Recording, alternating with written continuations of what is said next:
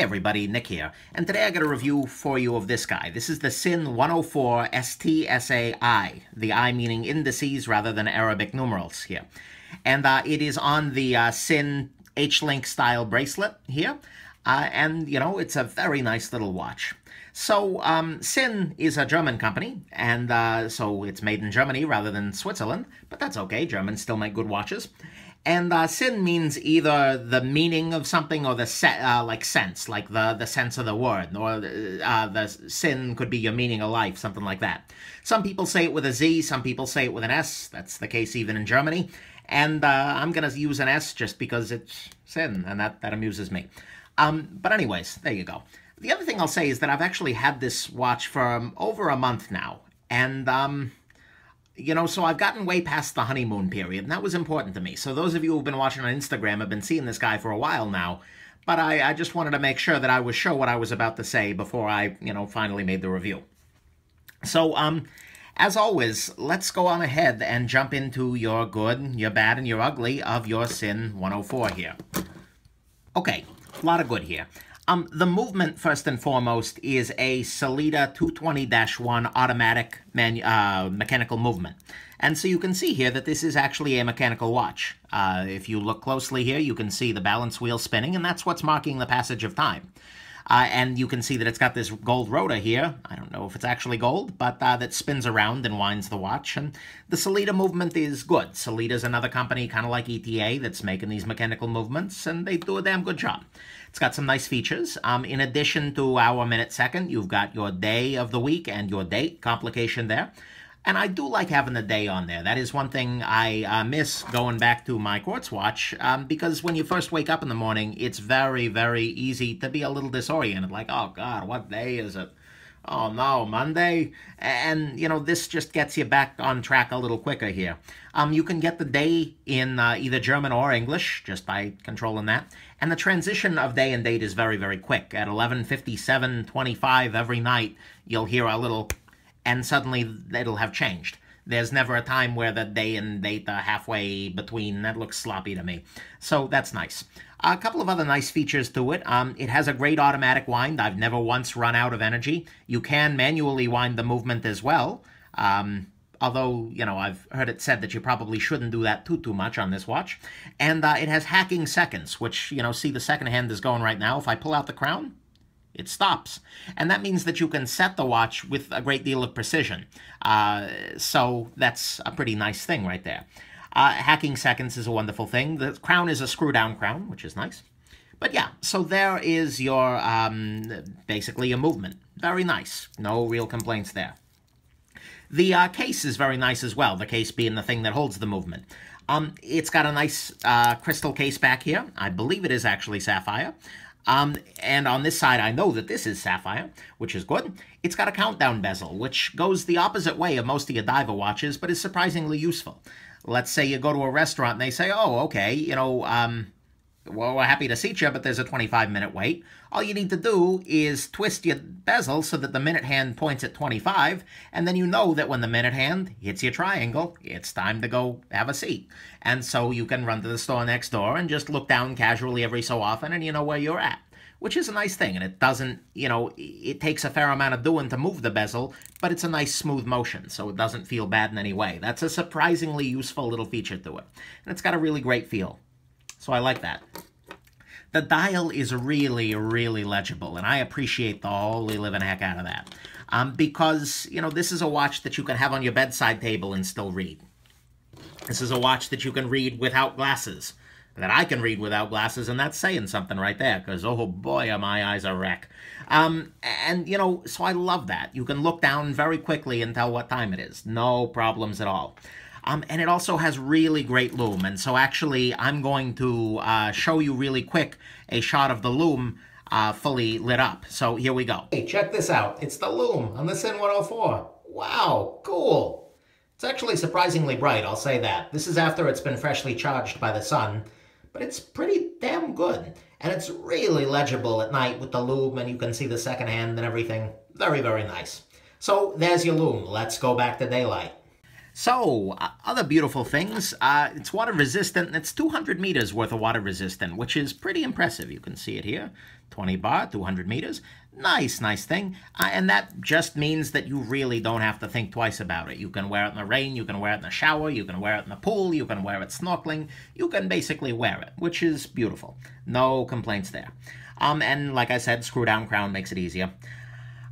It has really great quality on the case and bracelet, too, relative to even more pricey brands. Since getting this guy, I've gone to an Omega boutique, I've gone to a Rolex place, a Tudor place, some place that sells IWC, you know, a bunch of your really high-end, and just kind of compared the felt quality of the case and the movement and, well, movement's hard to say, but the winding and whatnot. And it's doing pretty damn good. I'll say that. Compared to your Rolexes, the cases look very, very, very, very similar. And, you know, Sinn made cases for other companies for a long time, so they're really good at it. So you're getting a really luxury watch feel, even at a lower price, which I like a lot. It's also not a very flashy or pretentious watch. I mean, sure, it's a little bit big, and on the wrist, I mean, it looks impressive. And, you know, it's a little bit polished, a little bit shiny, but at the same time, it doesn't have the brand recognition of Omega or Rolex or things like that, which is kind of a nice thing, at least to me. Because, you know, in my life of wearing this for a month and a half or so, only one person has recognized this as a watch that is worth a damn, and that was a guy in the Omega boutique. Everybody else just looks at it and thinks, oh, it's a watch. And it's nice not to be throwing signals around. Maybe you're in a position where you need people to know that, damn it, I wear a Rolex because I'm awesome, but I'm not. And so it's nice to be under the radar there. That's a beautiful thing, and it's really only on the radar of your serious watch geeks. So if you meet a serious watch geek, they're going to be like, oh, hey, a Sinn, and you got something there, which is nice. One good thing that a lot of people consider a bad thing about this watch is that it doesn't have a lot of Sinn's fancy technology. Sinn gets pretty crazy in terms of the stuff they do with their watches, and that's really cool. But it just has a standard Sellita movement, which is nice. It's not argon-filled. Some of the Sinns are filled with argon, which means that you need to take them to a Sinn place to get them serviced. This is just filled with air. German air at the moment. It doesn't have the copper sulfate capsule to absorb moisture after long dives, and that's okay because it doesn't really need it. But all of this together, the fact that it's missing a lot of these really super high-end, high-tech, fancy features, means that it can be serviced by any competent watchmaker, which is a beautiful thing and also kept alive for the foreseeable future. Even if Sinn were to explode as a company tomorrow, and I have no indication that they would, this does mean that you can just take it to anybody, and it's just a Sellita 220. They can fix it, repair it, oil it, lube it, whatnot, and that's that. And then finally, the last good thing is that, I mean, a mechanical movement is kind of a cool thing. I mean, you can look at this guy and see time passing by this balance wheel here. Sorry, it's really hard to show this with the bracelet on, but it's just kind of neat at some level. There's something that's always in motion, and at a very, very quiet level, you can hear it even if you hold it up to your ear, which is just, there's a neatness there. And I can certainly understand why all the mechanical watch guys are saying, oh, wow, it's just not the same. You really should try a mechanical. It's really cool. And yeah, I'll give you that any day of the week. It's pretty damn cool. So there's a whole lot of good. It's got a good movement with a lot of good features there. The case is beautiful. The lume is beautiful. It's legible. It's not that flashy, not that pretentious, and it can be serviced by anybody. Let's go on ahead into the bad. Okay, in terms of your bad, there are some issues with the movement.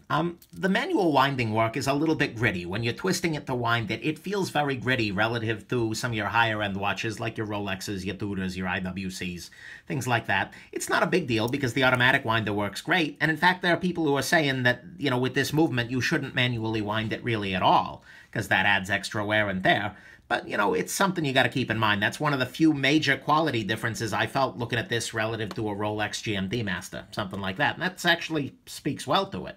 There's not a whole lot of issue there. You can't quick set the date between 9 p.m. and 3 a.m. That's not a big deal because you can just move past that time period and then quick set the heart's content. But it's something you really do have to think about before you make the check.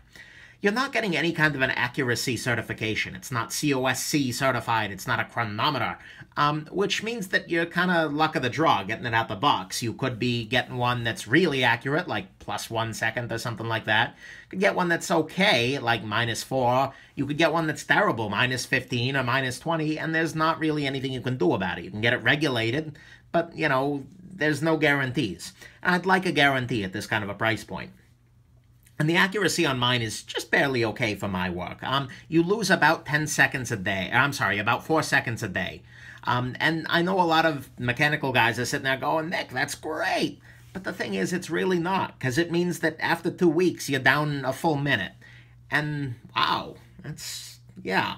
And so, yeah, a lot of mechanical watches are worse. I mean, my first mechanical watch was a little Vostok guy, and it was 20 seconds a day fast, and that was terrible. But I'd still like a little bit more accuracy out of this for the price that I paid. But then again, you know, what can I say? And even your basic quartz watch is going to be better there. It does have a couple of case issues, in that the bezel alignment is pretty damn good, but there is a little bit of bezel play back and forth on this axis, as well as on this axis. If you just push, you can shake it around a little bit. That's nice in that it means that grit won't stick around under there, but it is a little strange there.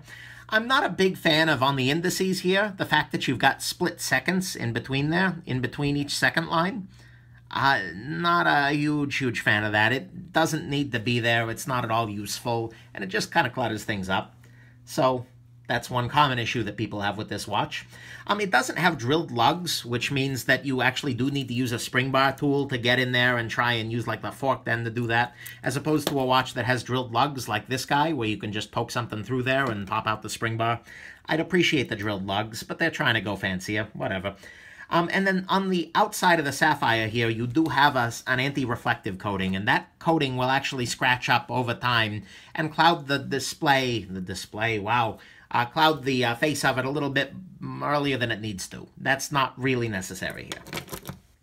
Another issue is that it doesn't have some of Sinn's fancy technology that I would like to have, and that doesn't affect servicing. So for instance, the steel here isn't tegimented. That's their term for extra hardening, basically, to make it more scratch resistant. It's not been a scratch magnet for me, and after a month and a half, it still looks pretty damn new. But at the same time, I don't know, I'd prefer a little bit more hardness there. And also, it only has a very low-grade anti-magnetism.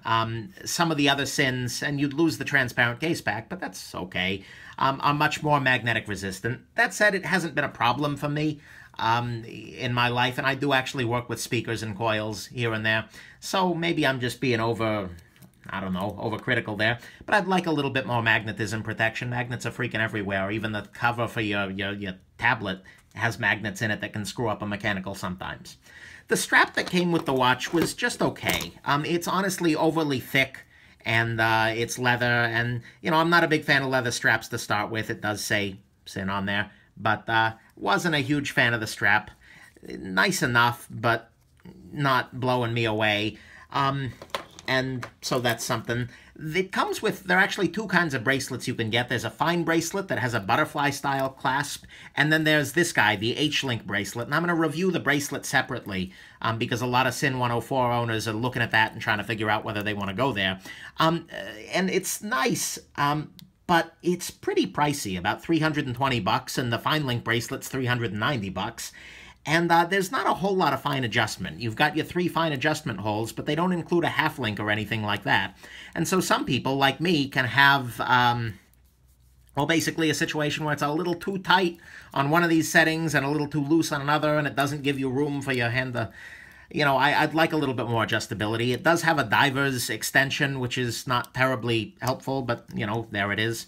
And, you know, so there you go. I'd like a little bit more adjustability. It is actually a pretty damn heavy watch, especially with the bracelet on. Let's see if I can use my handy little scale here to get a measurement. Let's see here. Just a second. There we go. 5.2 ounces sitting on the wrist. That's a pretty heavy watch. And compared to a titanium watch, the difference is really, really noticeable. So that's something to keep in mind as well. And it's not like, oh my God, my hand's gonna fall off heavy, but it definitely reminds you that it's there. And so, you know, that's something you gotta keep in mind.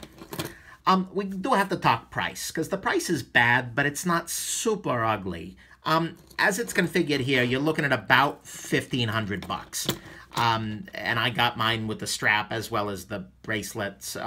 So, you know, but nonetheless, brand new retail, 1,500 bucks. And that's, like I said, it's bad, but it's not ugly, because you get the same quality case and movement as a lot of more expensive brands. I mean, in terms of mechanical watches, this is a pretty good value, all told. And so I'm not super feeling ripped off on that for a mechanical watch. Not a big issue there. One issue, though, is that Sinn doesn't generally keep its value. Looking at forums where these are being bought and sold, if you buy one for 1,500 bucks or so retail, you're usually going to be able to sell it for about 1,200 bucks. Usually when you take a Sinn off the dealership, so to speak, you lose 200 or 300 bucks, and that's not great. Not a big fan of that.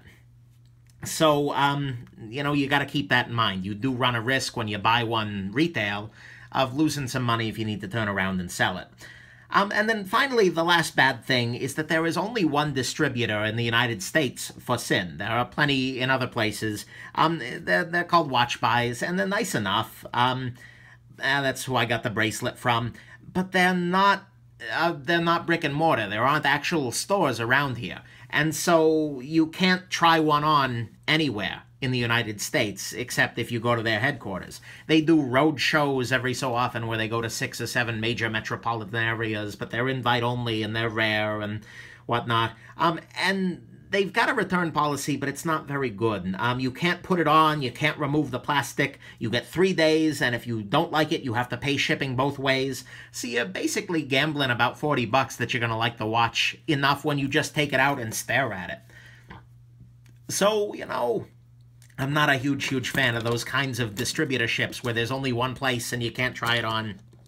Like I said, they were nice enough in ordering the bracelet, but I really do wish there were more distributors out there. So there's your bad. Basically, there's some grittiness in the manual wind. It's not COSC certified, and the accuracy's just okay. It doesn't have some of the fancy tech. The bracelet's not super adjustable. The price is up there. You lose a lot from retail to used, and there's only one distributor that doesn't actually have locations. And so there's your bad. Let's go on ahead and talk about your ugly. So, okay, here's your ugly. This is the cool part of a mechanical watch. The fact that in the back here, you've got a little wheel that's constantly spinning and constantly turning gears, which is wound by the power of your body, and a spring, which is turning the hand smoothly rather than ticking. That's really cool, and that's the soul of the mechanical watch that all the mechanical watch guys talk about. And that's what they think is missing in a quartz watch. And yeah, maybe it is. It's definitely that. And, you know, yeah, maybe you can give it to your grandchildren if you get it serviced regularly and whatnot. That's cool. But the thing is, after a couple of weeks on the wrist, this just turns into a functional timepiece. It's just sitting on your wrist and it's telling you the freaking time. And at that point, all you really want it to do is just that, to look good, and it does that damn well, and to tell you what time it is. And there's where your problem comes. Because now you no longer really give a damn about the soul of it. Maybe you do if you're a mechanical watch collector, but for somebody who's just after a watch, you don't care. But at the same time, you've still got the susceptibility to damage, to magnetism. You've got a lower power reserve, like 36 hours, 38 hours, something like that. You've got a whole bunch of other things, and I talk about that a little bit in my mechanical versus quartz watch video. Check that one out. But most of all, you're left with a watch that just isn't that accurate. And this is where it really hurts. This is a $5 watch. It's a quartz watch I bought on Amazon. These pushers aren't real. They're just molded into the case. The subdials are painted on. This crystal is plastic. For $5 versus $1,500. The thing is, this watch keeps better time than your Sinn. Flat out. This goes plus 0.5 seconds a day. This is negative 4 seconds a day. If you set both of these watches to atomic time within a month, this one's going to be way behind, and this one's going to be a little bit ahead. That sucks. Oh my God, does that suck. And that is just deeply ugly. And that's true of every mechanical watch out there. I mean, there are some that are just barely, dead on accurate. But this, oh. And so that kills me. This is a functional timepiece. Although this is beautiful and it's got that soul mechanically, it's just never going to beat, in terms of accuracy, a $5 quartz watch. And there you go. I know that right now all of the mechanical watch people are just going crazy and freaking out and, while, spitting out their drinks on the monitors. And, oh, you're missing the point. It's about the soul. It's about the heart. It's about heart and soul. But no, at the end of the day, it's about a functional timepiece. And that's just some ugly right there. But like I said, it's just something you got to keep in mind. If you love mechanical watches, then you don't care about any of that. And this is great. And actually, that just brings us into the final verdict, so let's go there. So, final conclusion is a little tough here, because, honestly, it depends on a big question. I mean, this is a great watch, and it's a gem. I can say that easily 100%. Everything they've set out to do here, they've done really, really well. And it runs with the big dogs. The quality is comparable to your Tudors, and in a lot of ways to your Rolex, although put the movement aside there. It's a really, really, really nice watch. But the thing is, in order for this to be the right watch for you, you've got to really love the idea of the mechanical watch. And so that's kind of what it comes down to. If you are absolutely, if you're not sure, actually, let's rephrase it. If you're not sure that you are absolutely in love with your little spinny gears and balance wheels and rotors and things like that, and you're not sure you're in love with the idea of a mechanical watch, then I wouldn't go here, honestly, because you're paying a huge price both in terms of cash and functionality and accuracy for going mechanical. And this is a decision you've got to make for yourself. And don't let the Swiss marketers do it for you. I mean, there's been a really concerted effort to brand only mechanical watches are luxurious. This is how they got out of the quartz crisis, by the way. But there are some really nice quartz watches out there. Don't buy that hype that, quartz is somehow bad. And for me, at the end of the day, I would buy the crap out of this watch with a really nice thermocompensated quartz movement in it. I would be so much happier with this watch in that situation. I would love this 100% more with a really nice quartz movement. But as it is, as a mechanical, I don't know that this is going to stick around for me. It's a little above my cost-carry comfort curve, and honestly, I'm just not enough in love with the spinny gears to put up with the loss of accuracy and fragility and whatnot. So, there you go. On the other side, though, if you love mechanical watches already, and you're watching this thinking, oh, shut up, yeah, but it's heart and soul, then this is a gem, 100%. Because it's beautiful, it's easy to service, it's legible. For a mechanical, it's doing okay on accuracy. And the case quality and the bracelet quality are on par with the big boys for like a quarter of the price. And so, in that way, the Sinn is a gem. And so that's where I land. As a mechanical watch, absolute gem. As a functional timepiece, you got to ask yourself some questions. Anyways, I hope this has been helpful. Please, no too much hate from your mechanical guys. I respect the hell out of it. And have yourselves an absolutely wonderful rest of the day, and I hope you had a good time with this review.